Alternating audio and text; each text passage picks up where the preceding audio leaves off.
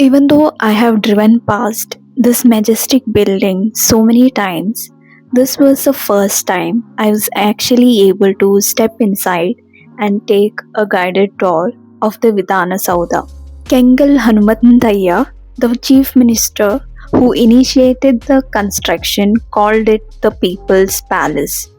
Kannada poet Kuvempu famously called it poetry in stone, and Jawaharlal Nehru called it a temple of democracy. The building was completed in 1956 and is known for its Neo-Dravidian architecture, incorporating elements from the Mysore Palace, Tipu Sultan's Palace, and southern Indian temples. As part of the guided tour, first we get to see the foundation stone of Vidhana Soudha, which was laid by India's first Prime Minister Jawaharlal Nehru on 13th July 1951. And then, once we step inside, the first thing that strikes you are the high ceilings and beautifully carved walls. The walls and ceilings are adorned with floral designs and traditional motifs. We also get to see a miniature of Vidhana Soudha inside.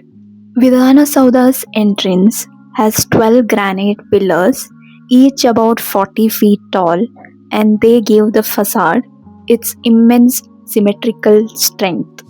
What I kept looking at the most was the dome, which is 60 feet in diameter and is supported by 8 granite pillars. The dome is slightly inspired by classical Indian temple shikaras, but designed in a more modern, monumental style. Next, we went inside the State Legislative Assembly Hall, and I have to say it was one of the most beautiful experiences of the entire guided tour. Phones are not allowed inside the hall, and so these are few reference pictures that I've taken from the internet. The hall is quite large with seats for over 250 members. The grand chair where the Speaker of the House sits is a traditionally crafted rosewood piece. The lighting inside is designed so there are no shadows on the desk, and the ceiling has special acoustic material so sound travels clearly, and the whole space is centrally air conditioned while still letting in natural light when the windows are open. Another attraction is the Chief Minister's door inside, which is carved in rosewood with traditional patterns. We also walked through the corridors of Vidhana Soudha, but unfortunately photography is prohibited in most of the places, so I couldn't film it. And later, once we were outside, we get to see a statue of Kengal Hanumanthaiah, who is the visionary behind Vidhana Soudha.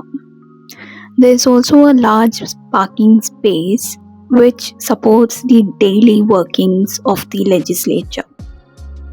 And on the northern face of the Vidhana Soudha, we get to see the wordings Dharmo Rakshati Rakshitah, which means Dharma protects those who protect it.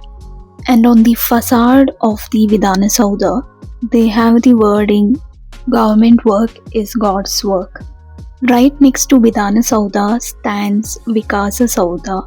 It was built later to accommodate additional government departments and offices.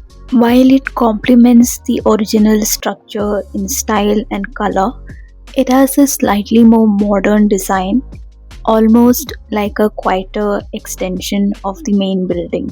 I hope you enjoyed this video. Do like, share and subscribe.